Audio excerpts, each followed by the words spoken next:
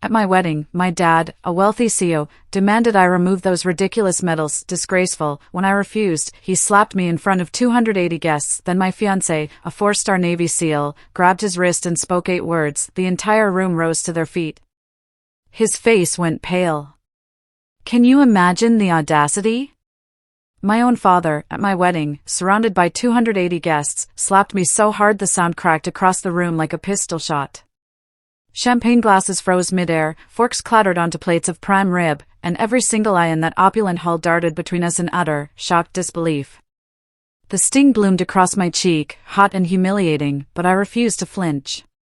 My medals, the rows of ribbons earned in places he could never comprehend, shifted slightly with the impact, clinking faintly against each other. It was like they were reminding me exactly why I stood tall, even then. My father, the CEO of Holstead Enterprises, a man who'd built a tech empire from nothing and never let anyone forget it, had just struck his daughter. Not in a private fit of rage, but in public, trying to humiliate me. You probably want to know what the hell happened next, and why a father would do something so unbelievably cruel on his daughter's wedding day. The hall still smelled of polished wood, expensive roses, and whiskey, but all I felt was the burning on my face and the suffocating weight of all those eyes. He'd already sneered his command once, his voice dripping with disdain. Take off those silly medals, he'd said, like the service ribbons on my chest were cheap costume jewelry, an embarrassment to his image. I'd refused, with a quiet shake of my head, my chin high, my posture drilled into my bones from years of standing inspection. That's when his hand had lashed out. Before I could even react, another hand intercepted him, strong, steady, gloved in white. It was James, my fiancé, a 4-star Navy SEAL. He gripped my father's wrist with iron control, calm but absolutely unyielding. He leaned in close enough that only a few in the front rows could possibly hear. 8 words left his mouth, low and deliberate. And in that instant, whatever power Dad thought he held, whatever empire he believed was untouchable, evaporated. The entire room, every single one of those 280 guests, rose to their feet. It wasn't chaos, it was collective judgment. A wave of silent, undeniable verdict. The CEO who built his empire on commanding attention suddenly looked small, his face drained of color, his eyes darting like a cornered man. My cheek still burned, but my pride? That never wavered. I stood straighter. Because in that moment, I wasn't just his daughter. I was a decorated officer. A woman who had carried her weight in deserts and on decks halfway around the world. So, how did we get here? Why a father would slap his daughter on her wedding day? Why a uniform, the one truth I'd ever truly owned, could ignite such fury? To understand that moment in the hall, you have to understand where I came from. I grew up in a house where power was currency and love was rationed out like quarterly dividends. Dad was the kind of man who measured worth by profit margins and filled dinner conversations with who he could impress at the country club. He wore custom suits like armor, smoked cigars that smelled like burned leather, and drove cars that cost more than some families' homes. To the outside world, he was larger than life. To me, he was a wall I could never climb. From the time I could walk, my path was mapped out in his head: prep school, Ivy League, a seat on the board, and eventually, the corner office of Holstead Enterprises. He didn't raise children, he cultivated heirs. Or at least, that's what he thought he was doing. But even as a kid, I never fit neatly into his blueprint. While my brothers played golf and studied balance sheets, I was the one sneaking library books about military history under the covers. At the dinner table, when Dad launched into lectures about mergers and market trends, I'd find myself staring out the window at the flag whipping in the evening wind, wondering what it would feel like to earn the right to salute it. Dad caught me once, ironing his old ROTC uniform that had been shoved in the back of a closet. He laughed, not kindly. "Don't waste your time on that stuff. Soldiers take orders, CEOs give them." That was his philosophy in a single, scathing sentence. I learned early on that in his world, uniforms were beneath suits, service beneath status, and medals? Well, medals were silly. So why did I wear mine at my wedding? Why did I defy him, knowing full well how he'd react? Because those medals weren't just medal and ribbon. They were the story of my life. Each one was sweat, scars, nights without sleep, decisions made in the heat of chaos. They weren't adornments. They were proof. I earned them in deserts under a sun that peeled skin from bone, in seas that tossed ships like toy boats. In nights when the only sound was the crackle of a radio and the quiet prayers of the men beside me. And I earned them in silence, too, letters unanswered, calls ignored, milestones met without a father's applause. The irony is, those medals carried more weight than any stock certificate Dad ever signed. They were heavy with history. They weren't for show. They were for survival. When Dad struck me, I didn't just feel a slap. I felt the culmination of decades of dismissal. The embodiment of every silence, every scoff, every time he looked at me and saw not a daughter, not an officer, but a failure to follow his script. But the room didn't side with him. Not this time. Guests, CEOs, investors, relatives, strangers alike rose to their feet, not in applause, but in quiet solidarity.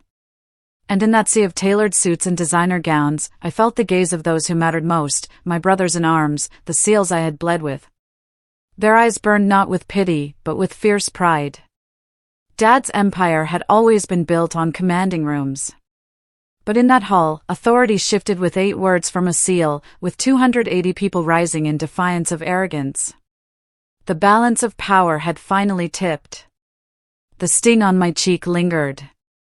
But so did something else, clarity. I realized I didn't need Dad's approval to validate my path. My medals, my vows, my life. They weren't his to command. Still, that moment didn't come out of nowhere. It had been brewing for years, shaped by a childhood of control, a young adulthood of rebellion, and a career carved in places Dad never cared to look. I was born into wealth, but not into warmth. Our house sat high on a hill outside Boston, a glass and stone monument to success, filled with leather chairs, oil paintings, and silence. The driveway was long enough to swallow a dozen cars, but the ride from the front gate to the door always felt longer, because you knew what waited inside. Dad, Richard Holstead, founder and CEO of Holstead Enterprises, treated the house like a boardroom and the family like employees. He believed in efficiency, discipline, and order, not affection. His daily uniform was a tailored gray suit, tie knotted with military precision, shoes so polished you could see your reflection in them. He'd march through the front door each evening like a general returning from campaign, tossing his keys on the marble table and expecting dinner on the table at 6:30 sharp. We weren't a family. We were a schedule. My brothers, 2 older, 1 younger, were groomed as heirs to the empire. Every Saturday morning, Dad took them to the club, teaching them golf swings and market trends as though a putter and a portfolio were the only tools a man needed to survive. He talked to them about investments, leverage, and legacy. With me, his only daughter, he talked about appearances. You'll be judged by who you marry, not what you do, he'd say more than once. So, keep your chin up, smile when spoken to, and don't embarrass the family. To him, I was a piece on a chessboard, a future bride meant to seal alliances, not someone with ambitions of her own. My mother was the soft counterweight. She loved books, art, and quiet moments that slipped through the cracks of Dad's regimented life. She read me poetry at bedtime, her voice a balm against the cold edge of the house. When I scraped my knee, she kissed it. When I doubted myself, she whispered, "Don't let anyone decide your worth, not even your father." But her voice, though gentle, was often drowned out by Dad's commands. Dinner conversations were less about family and more about stock tickers. My brothers were praised for good grades in economics, for pitching mock business plans at the table. I, meanwhile, would talk about my history projects on the Revolutionary War, or my fascination with the Navy. And Dad would cut me off with a dismissive wave. "Those who can't build fortunes fight wars," he'd say. "That's not you. You're smarter than that. Or at least you could be." It wasn't just disapproval. It was disdain. There was one night I remember vividly. I was 12, sitting at the long oak table under the chandelier. My report card had just come in, and I'd proudly shown my A in civics. I explained to Dad that I wanted to join the junior ROTC program at school. I thought maybe he'd be impressed by my initiative, by my discipline. He didn't even look up from his steak. "Ridiculous," he said, marching around in cheap uniforms. "Won't put food on the table." "But Dad," I started, "it's about service, about leadership." He slammed his knife down, silver clattering against porcelain. The room went still. "Don't waste your breath. You're not joining any program that teaches you to salute. Holsteads are saluted. We don't salute others." I sat there, cheeks burning, eyes on my plate. My brothers smirked, half in amusement, half in relief. It wasn't them in the crosshairs. My mother reached under the table and squeezed my hand. It was the only comfort I got. That night, lying awake, I decided I would remember every word, not as chains to bind me, but as fuel to prove him wrong. By high school, the gap between us had widened. My brothers were carbon copies of him, striding through hallways in impressed blazers, already talking about hedge funds and IPOs. I was the odd one out, drawn instead to the ROTC students practicing drills on the football field, their boots hitting the pavement in sharp rhythm. When I told Dad I wanted to apply to the Naval Academy, he reacted as if I'd announced I was joining the circus. "You're throwing away every advantage you've been given," he barked. "Do you know what people will say when they hear my daughters crawling through mud instead of running board meetings? They'll laugh at you, at me." "I don't care what they say," I replied, my voice trembling but steady. "This is my choice." He stared at me for a long moment, then delivered the sentence that would ring in my ears for years: "If you walk down that path, don't expect me to walk beside you." And he meant it. Still, I wasn't deterred. At night, I pored over academy applications, memorized regulations, and pushed myself through runs long before sunrise. My mother helped, quietly, slipping me brochures and study guides, encouraging me when Dad wasn't around. She knew I needed to break free from the gilded cage. The day my acceptance letter arrived from Annapolis, I ran into the living room, heart pounding, letter trembling in my hands. Mom cried with joy. Dad didn't. He just stared at the envelope for 30 seconds before muttering, "So, you're serious about this nonsense?" Then he walked out of the room. He didn't speak to me for 2 months. It was my first real taste of silence as punishment, and it stung more than shouting ever could. Looking back, I realized Dad never raised his voice because he didn't need to.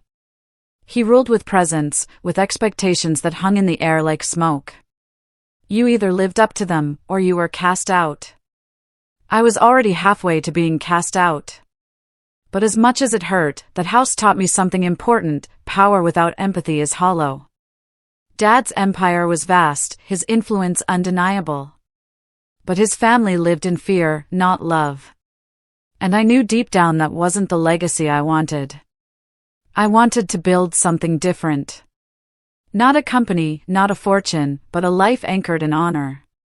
That's why when the academy acceptance came, I didn't hesitate. I packed my bags, kissed my mother goodbye, and walked away from marble floors and chandeliers into a world of steel bunks, 5 a.m. drills, and uniforms Dad called silly. It was the hardest choice I'd ever made. But it was also the first step toward the aisle I would one day walk, medals gleaming, Dad glaring, and 280 people watching as our worlds finally collided. The summer before I left for Annapolis, the house felt colder than ever. It wasn't the air conditioning. It was the silence. Dad barely acknowledged me. At breakfast, he'd read the Wall Street Journal like I didn't exist. At dinner, he asked my brothers about internships and market trends, but never once turned to me. It was as if I'd already been cut out of the Holstead family portrait. One night, I overheard him on the phone in his study. His voice carried through the heavy oak door. "She's throwing her life away," he said. "Joining the Navy is no better than flipping burgers. Don't expect her to last a year. The words hit harder than if he shouted them to my face. I stood in the hallway, fists clenched, memorizing every syllable. That was Dad's way. He didn't argue, he dismissed. And in his dismissal, he hardened my resolve. Annapolis was everything he said it would be, grueling, unrelenting, and merciless. But what he didn't know, what he never understood, was that I thrived under pressure. The first weeks nearly broke me, up before dawn, running until my lungs burned, push-ups until my arms trembled, inspections where a single wrinkle in your uniform could mean hours of extra drills. I remember standing in formation, sweat dripping down my spine, hearing an instructor bark in my face, "You think Daddy's money can get you through this? Think again." I wanted to yell that I'd walked away from all that, but I didn't. I just gritted my teeth and endured. Every insult, every punishing drill was fuel. There were nights I collapsed into bed, muscles screaming, wondering if Dad was right, if maybe I wasn't cut out for this. But then I'd picture him smirking over his scotch, telling colleagues his daughter had failed. And the thought lit a fire in me. Failure wasn't an option. By sophomore year, I started to find my rhythm. I studied harder than I ever had in my life. While others went out drinking, I stayed in the library, memorizing strategy, logistics, history. I ran until my legs felt like steel. Slowly, I rose. Not because I was the strongest, but because I refused to quit. I'll never forget my first promotion ceremony. My commanding officer pinned on my new bar, and for the first time, I felt the weight of responsibility press into my shoulder. I called home afterward, voice full of pride. The line rang and rang. No answer. So, I mailed a photo of the ceremony. Weeks later, I got a single envelope back. Inside wasn't a note of congratulations. It was a clipped article from a business magazine about my brother's internship at Goldman Sachs. A yellow sticky note in Dad's handwriting said, "This is what success looks like." I tore it in half. The divide only widened. My father's world revolved around profits and prestige. Mine revolved around service and sacrifice. Each holiday homecoming turned into another battlefield. He'd sit at the head of the table, swirling bourbon, and ask, "So, still playing soldier?" "It's not playing," I'd reply. "Medals don't pay mortgages," he'd snap back.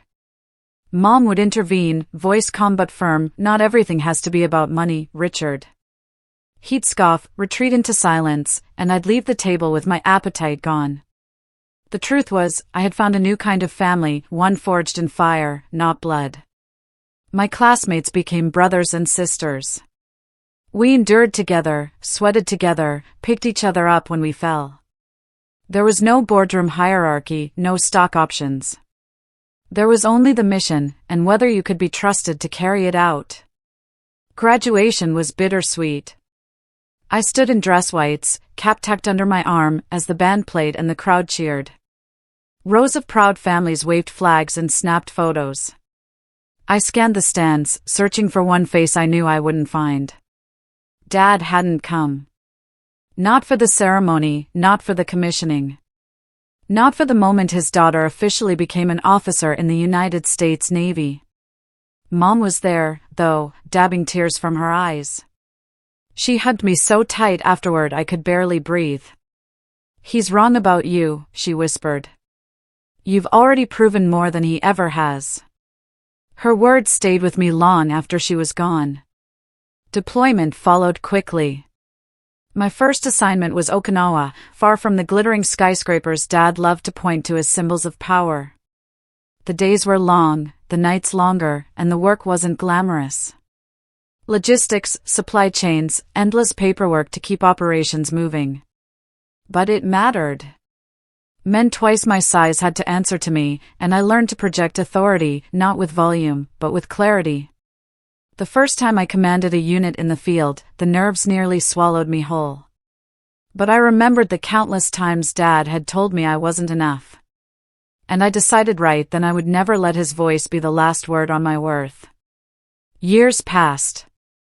I collected not wealth, but ribbons. Each one a testament to survival, to endurance, to moments Dad would never understand. When I dragged a wounded comrade across a field of fire, when I patched him up under the roar of gunfire, when I refused the stretcher despite shrapnel in my side, those weren't just acts of duty. They were acts of defiance against the man who said I couldn't. And with every scar, with every medal pinned to my chest, I felt the distance between us grow wider. He had his empire of glass and steel. I had my empire of grit and loyalty. He never visited, never called, never once said he was proud. But I stopped needing him, too. Because by then I had built something stronger than his approval. I had built myself. Combat is never the way movies frame it. No swelling music, no clean lines between heroism and fear. It feels like 1,000 decisions made at the speed of breath. Some you remember forever, some you only realize later saved a life. I learned it the hard way on a night when the sky over the Gulf looked like oil and the radio sounded like a heartbeat skipping out of rhythm. We'd been running a joint exercise that turned into a real-world scramble. Intel shifted, a friendly convoy veered too far off a safe route, and the desert decided to swallow our plans whole. I wasn't supposed to be point. I was the one the clipboard loved, the one with maps and manifests and the unglamorous job of keeping every line humming.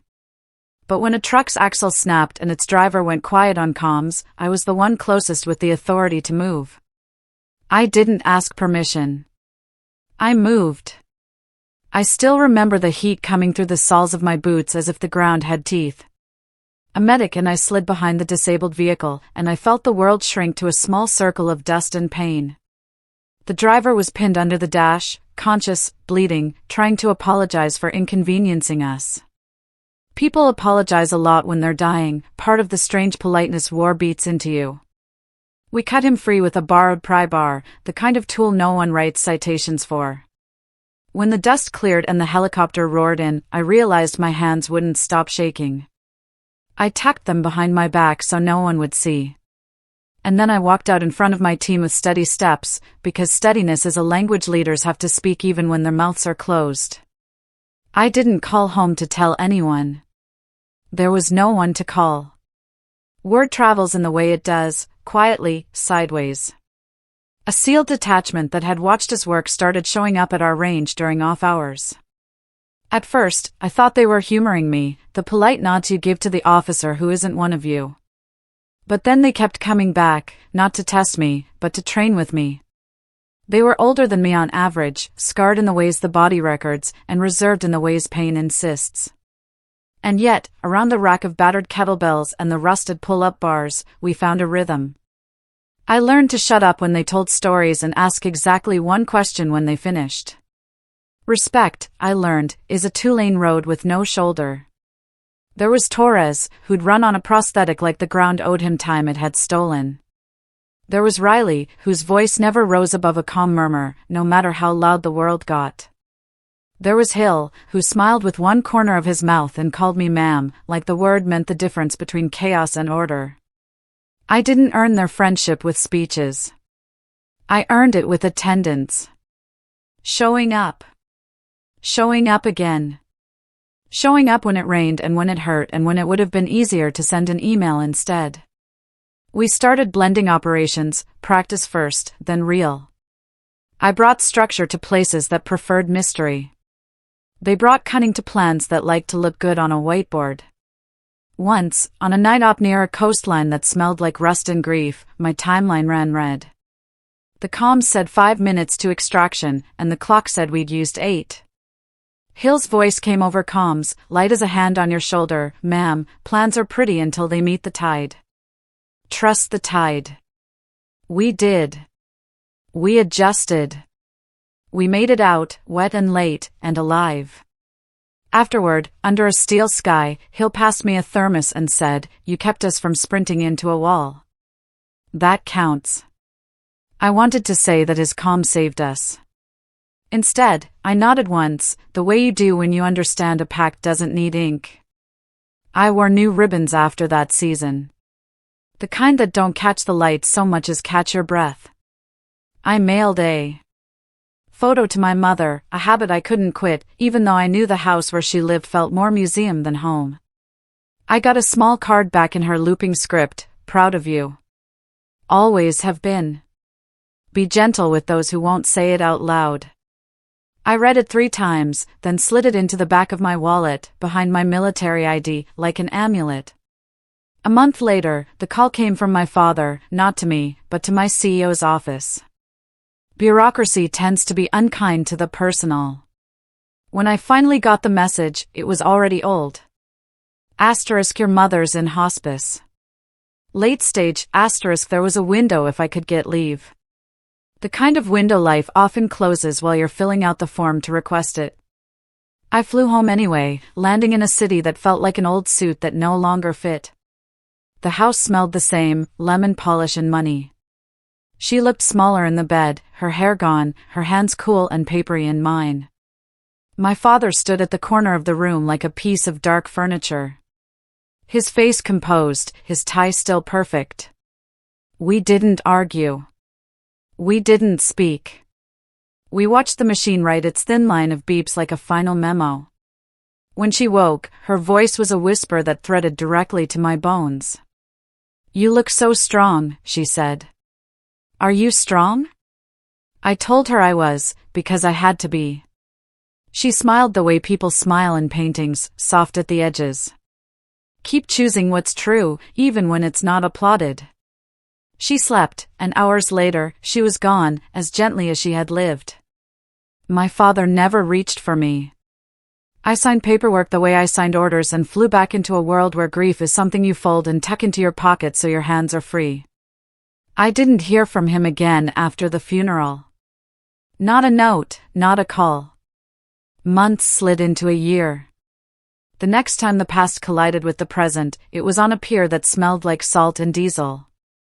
I'd been assigned to oversee a training rotation, and the SEALs had just returned from something none of them could talk about, but all of them carried in their shoulders. Riley was limping. Hill had a bruise high on his cheekbone that looked like a map of somewhere unkind. We didn't ask. We lifted as a group and breathed as a group until the air felt friendly again. That evening, the sun dropping like a coin behind the horizon, James walked down the pier. It's strange which moments you remember with verbs and which you remember with color. I remember the light bruised purple then gold. I remember the scrape of his boots. I remember him stopping just shy of my space, respectful without saying the word. We'd met at briefings, collided on paper, synced timelines more than once. But this was not a meeting and not a timeline. He held a small box like it weighed more than it did. I can't promise you calm seas, he said. I can promise to row with you. Some proposals are fireworks. His was ballast. I said yes because I knew he understood the difference between decoration and evidence. He'd seen me at 3 a.m., hairpin back, uniform creased with fatigue and pride, choosing people over appearance. He loved that person. He didn't ask me to be quieter or softer or less. He asked if he could stand beside the life I had built. We planned light, a chapel, a modest reception, an invitation list of people who had earned entry by having skin in our story. I wrote a card to my father out of completion, not hope. I'm getting married. 1,300 hours, Naval Chapel. I'll be in uniform. I sealed it before I could add anything I would regret. Work did what work does, it filled the days. I stood in front of whiteboards and flight plans, then in front of people whose eyes told me everything I needed to know about the weight they were carrying. I rewrote a training module to give instructors permission to pause evolution when the line between grit and damage grew thin. The numbers changed, fewer injuries, fewer quiet collapses in barracks at row 300. No one gave me a medal for that. They gave me something better, compliance without complaint. The last operation before my wedding wasn't dramatic. It was the kind that earns a footnote in Save Lives and Extraction that required more patience than bravado. I rode the last truck back in, hands steady on the rail, and thought about vows. Not the flowery kind, the practical kind, serve each other's peace, protect each other's purpose, refuse to dim the light that got us here. A week out, I ironed my dress whites with the same attention I'd give a map that would take us through safely or not at all. For stars, ribbons aligned, shoes like mirrors. I placed my mother's card on the dresser and read it again. Be gentle with those who won't say it out loud. I wondered if gentleness would ever have a place with my father. I suspected the answer was no, but I left the question open like a window in spring. The morning of the ceremony dawned, sharp and clear, the kind of navy blue sky you only see in spring. My stomach was steady. I'd faced mortars and machine guns. What was one more confrontation with a man who had never believed in me? Outside the chapel, my team gathered in formation, medals gleaming, back straight. Some I hadn't seen in years. All of them came without being asked. Ready? Hill asked quietly. I nodded. Ready. What I didn't know was how quickly the day would tilt, how a father's need for control would boil over into a moment that would silence 280 guests and leave him pale as stone. James wasn't the kind of man who needed to fill silence. He let it sit unbothered until it turned from awkward to comfortable. That's how I knew he was different from the men I'd grown up around. My father and brothers filled every space with noise, stock prices, predictions, instructions, corrections. James filled space with presence. We met during a joint working group at the Pentagon. He was already a 4-star Navy SEAL by then, though you wouldn't know it unless someone else told you. No flash, no chest thumping, just a steady calm that cut through the room like clean air.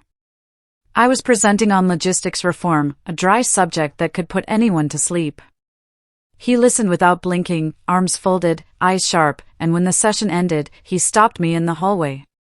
You don't just move supplies, he said. You move lives. It was the kind of comment that sticks, not because it flatters, but because it sees. We crossed paths again and again, briefings, field exercises, the kind of endless carousel that keeps the military machine turning. Each time he remembered small details, how I took my coffee, how I tucked my hair under my cover, how I stayed late, not because I had to, but because something unfinished gnawed at me. He never once asked me to be less. Our first date was nothing worth a movie reel, just a diner off base. 2 plates of eggs and bacon, a waitress who called everyone honey. But I remember thinking, this is what normal feels like. No spotlight, no agenda, just 2 people who'd both seen enough darkness to appreciate the light of ordinary things. Over time, his steadiness became my ballast. He didn't compete with me, didn't measure his worth against mine. When I came home late, still smelling of diesel and gun oil, he'd look up from his book and smile as if I'd been gone 5 minutes, not 5 days. He asked questions not out of curiosity, but out of respect. How do you keep men calm under fire? What does it feel like when a unit salutes you? I'd shrug and say, it just feels like duty. He'd shake his head. No, it feels like trust. Don't minimize it. The proposal was as unadorned as the man himself. No grand gestures, no choreographed spectacle, just the 2 of us on a weathered pier in Norfolk, boots dangling over the water, gulls crying overhead. He held out a small, simple box and said, "Let me serve beside you, wherever that takes us." I didn't cry. I didn't need to. I just said yes. Because I already knew. When we announced our engagement, my father's response arrived, not by call or letter, but by silence. Weeks later, when I finally saw him at a family gathering, he cornered me near the bar. His glass of bourbon glistened in the low light. "You'll wear a proper dress," he said flatly. "Not that costume. Not in front of my friends. You won't embarrass me." "I'm not marrying you," I replied. "I'm marrying him, and I'll wear what tells the truth." His jaw tightened. "Do you understand how humiliating this is? People will whisper. They'll laugh at you." "Then let them laugh," I said. "At least I'll know I'm not lying." He turned away, muttering into his glass. But I knew the battle lines were drawn. Planning the wedding was simple by design. James didn't want a circus, and neither did I. We chose the naval chapel, clean lines, stained glass that caught the morning sun, pews worn by years of hands and prayers. The guest list was modest: close friends, comrades, a few family members I still spoke to. The seals heard about it, of course. I never invited them formally, but one by one, they told me, "We'll be there." Torres grinned, his prosthetic leg tapping the floor. "You walked us through hell. We're not letting you walk to that altar alone." I tried to argue. They shook their heads. Non-negotiable. A week before the ceremony, I wrote a card to my father. Not out of hope had been wrung out of me long ago, but out of completeness. The words were short: "I'm getting married this Saturday. 1,300 hours, Naval Chapel. I'll be in uniform." I sealed it before I could second-guess myself. The night before the wedding, tradition kept James and me apart. He stayed with a close friend, I stayed in base quarters. At midnight, I ironed my uniform, the one truth I had ever worn. Each ribbon aligned, each button polished, shoes reflecting the ceiling lights like pools of water. As I smoothed the cuffs, my phone buzzed on the nightstand. A message from a number I knew by heart but had never saved. 5 words: "You'll regret this tomorrow." I stared at the screen for a long moment. Not in shock, but in clarity. Because this was exactly who he was, and exactly who I was not. I placed the phone face down, pressed one last crease into the white fabric, and whispered to the empty room, "Tomorrow, I walk as myself." The morning dawned, sharp and clear. My stomach was steady. Outside the chapel, my team gathered in formation, medals gleaming, back straight. "Ready?" Hill asked quietly. I nodded. "Ready." The chapel smelled faintly of cedar and polish when I stepped inside that morning. My heels striking the stone floor with a rhythm that steadied me more than any prayer could. Sunlight streamed through the stained glass windows, splintering into shards of red and gold across the pews. It was quiet, almost reverent, as if the room knew the weight of what was about to unfold. 280 seats had been reserved. Every one of them filled by someone who represented a piece of my divided world. On one side, CEOs, investors, men and women in tailored suits, with smiles sharpened by years of boardrooms and balance sheets. They were my father's crowd, gathered less to celebrate me than to judge the optics. On the other side, uniforms, SEALs, Marines, sailors, men I had trained with, bled with, buried friends alongside. They weren't there for appearances. They were there for me. The tension was visible in the gap between those two groups, a gulf wider than any aisle. I stood at the back of the chapel with Hill and Torres flanking me, both dressed in their own uniforms. Torres leaned lightly on his prosthetic, his expression calm but unyielding. Hill adjusted his cuffs, then glanced at me with a small smirk. "You look like a commander about to take the field," he said. I smiled faintly. "Feels about the same. Difference is," Torres added, "this time, we're walking with you." Their presence steadied me. I didn't need them to, but it mattered anyway. Guests whispered as they caught sight of me. The uniform was impossible to ignore. Rows of ribbons lined my chest, each one a chapter of sacrifice. The 4 stars on my shoulders seemed to shine brighter under the sunlight than the diamonds on half the women's wrists. From the front row, my father's gaze cut through the air. He was the only man in the chapel who didn't whisper, didn't shift, didn't blink. His tuxedo was blacker than midnight. His tie nodded with the precision of a man who couldn't afford mistakes. He looked like power incarnate, at least until you noticed the tension in his jaw, the way his hand gripped his cane just a little too tightly. When our eyes met, he raised one brow, as if to say, "Don't test me." The music began softly, an organ playing the processional notes, climbing like a tide rolling in. My chest tightened, but not from nerves. From clarity. Each step down the aisle felt less like a bride's walk and more like a march into the truth. The SEALs had warned me, "We'll stand if anyone so much as looks at you wrong." I believed them. They weren't men of empty threats. Halfway down the aisle, I caught sight of James at the altar. He wore a clean navy blue suit, simple, grounded, like him. His eyes shimmered when he saw me, not with surprise, he'd known I would wear the uniform, but with something deeper. Respect. Belonging. For the first time in years, I felt the pieces of my life align. But even before I reached him, the storm broke. Dad rose from his seat in the front row. The movement slow, deliberate, designed to draw every eye. He stepped into the aisle, forcing me to stop short.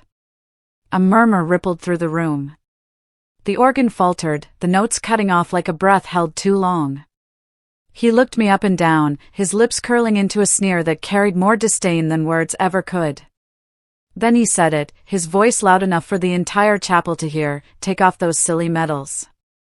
The words dropped into the silence like stones into still water. The crowd tensed. I could hear someone in the back gasp. My throat tightened, not with shame, but with the weight of every year that had led to this moment. I straightened my spine, meeting his gaze without flinching. "No," I said, simply. For a beat, the world held its breath, and then his hand shot out. The slap came faster than I expected, a crack that echoed off the stained glass. My cheek burned. My head snapped to the side, but my footing never faltered. Gasps erupted. A glass shattered somewhere near the back. For a split second, the room froze in disbelief. Before I could react, James moved. He stepped forward, his hand locking around my father's wrist with a grip that brooked no argument. Calm, steady, deliberate, the way only a man who had stared down worse storms could be. He leaned in, his voice low but sharp enough to cut, delivering those 8 words. That silenced the room. "You just struck a decorated U.S. Navy officer." 8 words. Simple, undeniable, lethal in their truth. The words weren't shouted. They didn't need to be. They carried the weight of 4 stars and the authority of every man in that room who knew what it meant to serve. The silence broke with the sound of 280 people rising as one. Suits, gowns, uniforms, all on their feet.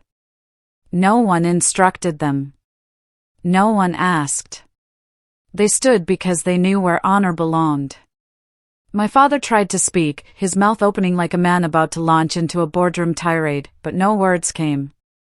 He had spent his life controlling narratives, silencing dissent with money and intimidation. But this wasn't a conference table. This was a chapel, filled with people who measured worth not in dollars, but in sacrifice. James released his wrist with deliberate care, as though letting go of something fragile, or something already broken. Dad stumbled back half a step, rubbing the place where he'd been held. The imprint of humility etched deeper than any bruise could show. I could feel my cheek still throbbing from the slap, but the pain no longer mattered. It had transformed into fuel. I turned to face the crowd, ribbons glinting, medals catching the fractured sunlight pouring through stained glass.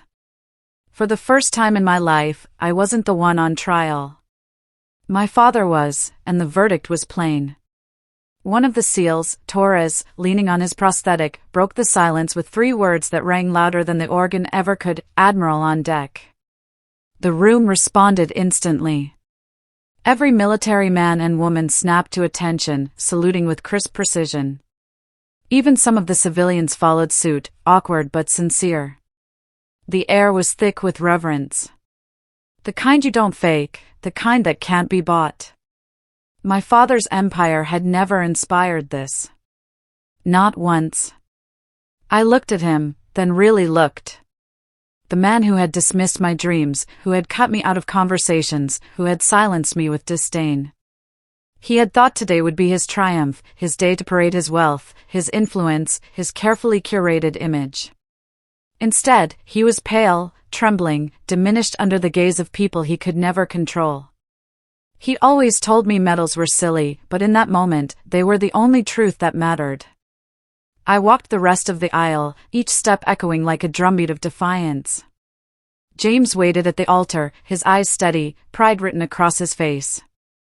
As I reached him, Hill and Torres stepped back with crisp dignity, their escort complete. The chaplain cleared his throat, his voice unsteady at first, then strong. "Shall we continue?" I nodded once. The ceremony resumed, but nothing about it felt small. Every vow, every word carried the weight of what had just transpired. When James took my hands and promised to serve not just my body, but my peace, I felt the sting on my cheek fade into something far greater, vindication. At the reception afterward, whispers ran through the crowd like wind through tall grass, people buzzing with what had happened. But no one dared laugh. No one dared diminish what had been witnessed. My father left quietly before the cake was cut. No grand exit, no parting speech, just a man slipping into the night, stripped of the authority he once thought unshakable. I didn't chase him. I didn't need to, because the truth had already been spoken, witnessed, and sealed. Later that night, James and I slipped outside for air. The moonlight pulled across the water, soft and silver. He touched my cheek gently, his thumb brushing the faint red mark. "Does it hurt?" he asked. I shook my head. "Not anymore." He smiled. "Good. Because what people will remember isn't the slap. It's how you stood." And he was right. That's the thing about revenge. People think it's about destruction, about crushing those who wronged you. But the most powerful revenge isn't loud or violent. It's standing so tall that the people who tried to break you can no longer look down. My father will always be a rich CEO. That's his legacy. But mine? Mine is different. Mine is honor earned in deserts and seas, carried in scars and ribbons, saluted by men who never once asked me to be less. And when the world rose that day, not for wealth, not for power, but for respect, it wasn't just my wedding. It was my reckoning. So, if you've ever been underestimated, dismissed, or told you weren't enough, remember this: honor doesn't come from blood or titles. It comes from what you've endured, what you've built, and the truth you refuse to take off, no matter who demands it. Seriously, what would you have done in my place? Or have you ever faced someone trying to dim your light, someone who couldn't stand to see you shine? Tell me what you think in the comments below. I really want to hear your stories.